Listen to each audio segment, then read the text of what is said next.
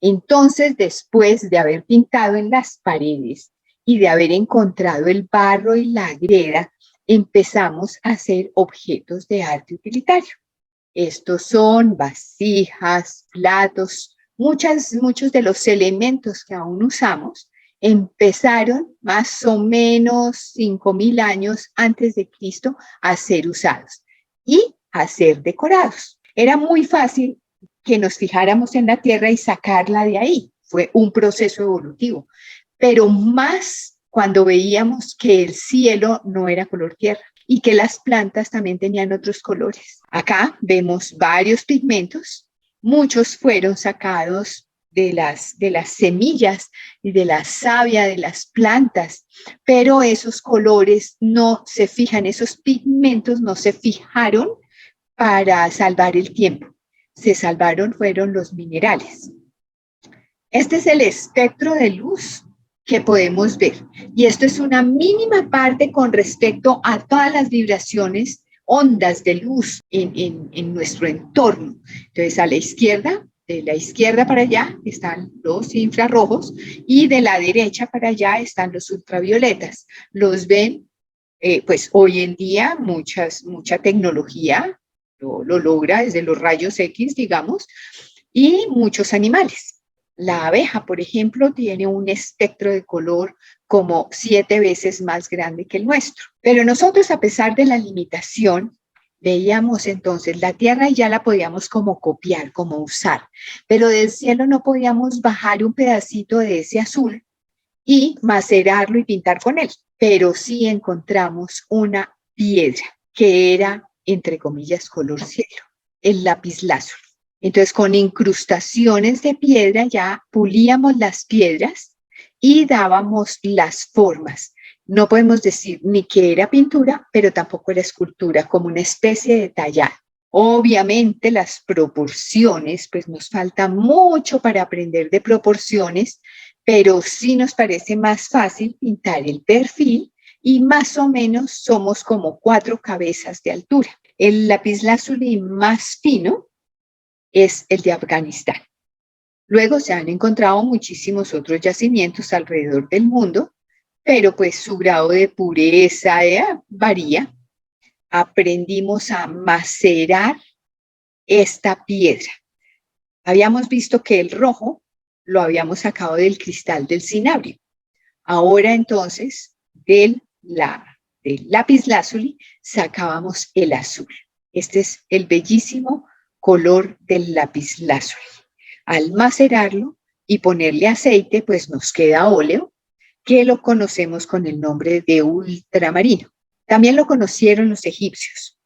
Lo usaron más que todo en joyería y como amuleto para los muertos. Los papiros y los jeroglíficos también tuvieron el lapislázuli. Esa entonces, sabemos muy bien que estamos formados de esas dos partes, ¿no? La terrenal, todos nuestros colores tierra y eso, y la celestial, todo lo del cielo. Estamos alrededor de 1500 años antes de Cristo. Seguíamos dibujando los perfiles, haciéndole honor a la naturaleza.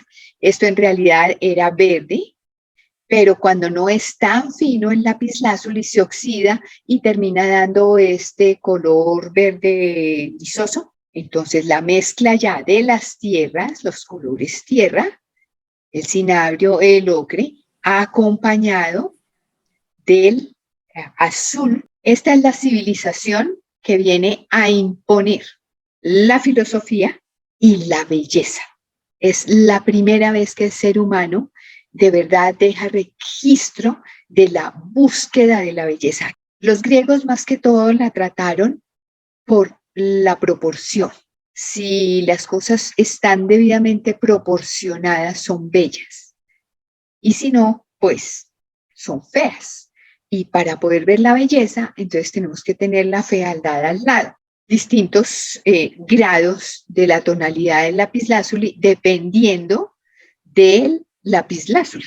Y cómo sería de costoso que miren que en mínimas proporciones está puesto por el costo.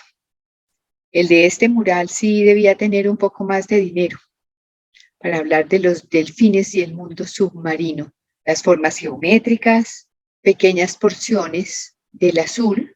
Sale mucho más económico trabajar con greda, con el color de las tierras, que no con las piedras preciosas o semipreciosas. Entonces, miren que los árboles también fueron de ese azul profundo que oxidado da este gris, este verde a gris, este azul agrisado. El respeto y el ejemplo de la naturaleza, tanto en los animales como en las plantas. Al observar la naturaleza se aprende muchísimo de belleza y de perfección. Se decoraban las casas de habitación y los centros religiosos y políticos. Entonces miren que intencionalmente unos peces suben, los otros bajan, hay movimiento, hay armonía, la búsqueda de la armonía.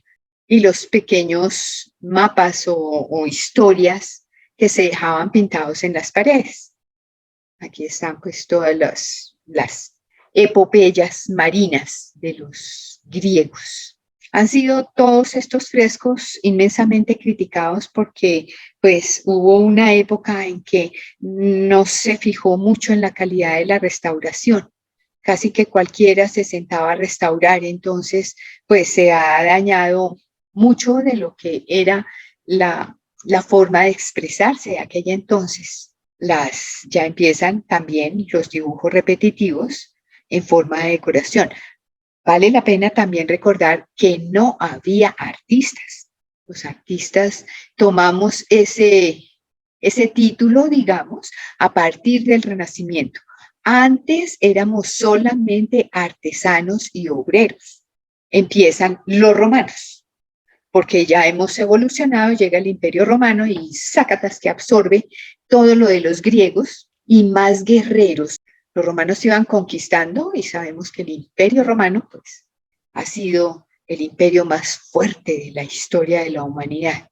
Entonces absorbe, no elimina, sino que absorbe toda la cultura hasta donde habían llegado los griegos. Los romanos absorben todo esto y se lo apropian. Pero el sentido es el mismo. Y en el dibujo y la pintura podemos ver que lo que hacen es madurarlo, no acabarlo, sino seguir madurando. Sigue avanzando la humanidad y entonces viene el Corán. Grandes ilustradores de la naturaleza se inspiran en ella y eso es, todo su ornamento está en la naturaleza y en los colores y las formas. Entonces, estas son las primeras iluminaciones del Corán, la capilla de los Scrovegni en Padua. La capilla la decidió construir el hijo del señor Scrovegni, que era un usurero y que según las normas judeocristianas, pues estaba llamado a la condena eterna. Entonces, como se compraban las indulgencias, que es como la entrada al cielo, o que pase uno rapidito por el purgatorio, el hijo dijo, pues construyamos una capilla para que perdonen a mi papá. Y es la capilla de los Scrovegni pintada en su totalidad con lapislázuli. Imagínense lo que pueden costar estos frescos.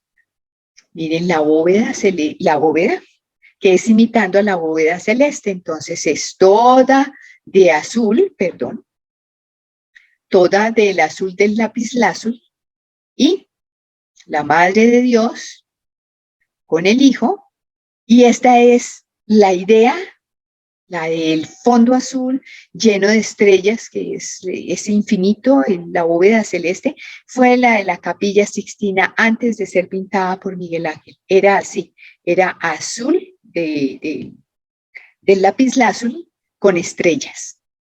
Entonces allá vemos, aquí está la bóveda, y contra la pared del fondo está el juicio final, la visitación de Santa Isabel, de la Virgen María a Santa Isabel, que ya estaba bastante anciana y había quedado encinta y daría a luz a San Juan Bautista. La Natividad, el nacimiento del niño Jesús en el pesebre Y todo lo que vemos azul es lapislázuli. La adoración de los reyes, la consagración del niño Dios. Ya más adelante, la traición de Judas, el beso de Judas. Y esto miren la fecha, empezando apenas el siglo XIV. Seguimos pintando más que todo de perfil y hay principios de haber recuperado el conocimiento que tenían los griegos de perspectiva, pero todavía no había llegado del todo la tecnología.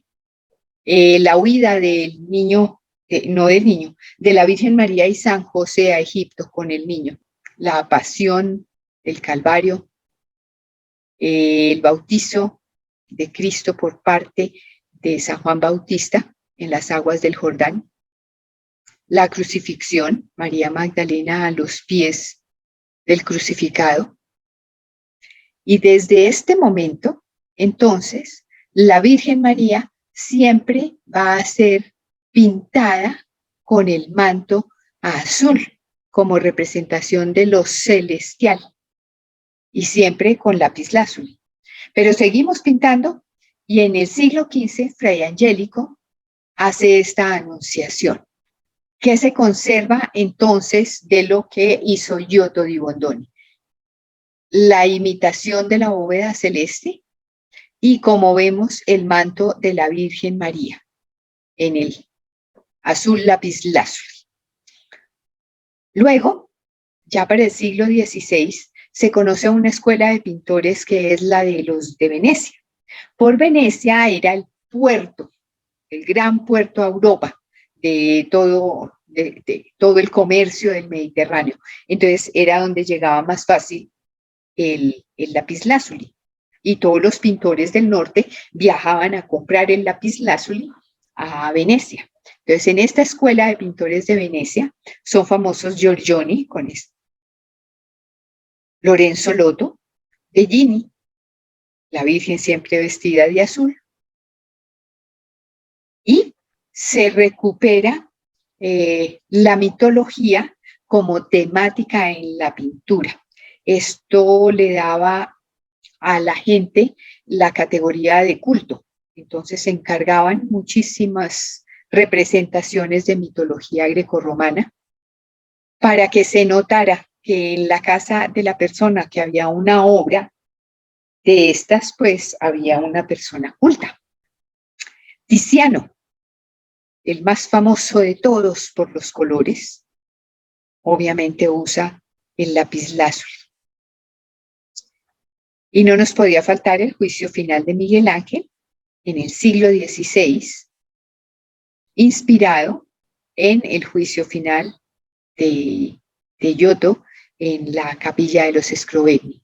Y vamos a llegar a los Países Bajos con un pintor que fue descubierto en el siglo XIX, pasó siempre un par de siglos como perdido, como que nadie le daba importancia, hasta que encontraron al máximo exponente de la representación de la luz, Johannes Vermeer, nacido en Delft, de donde son las porcelanas blancas y azules típicas holandesas. De allá fue Vermeer.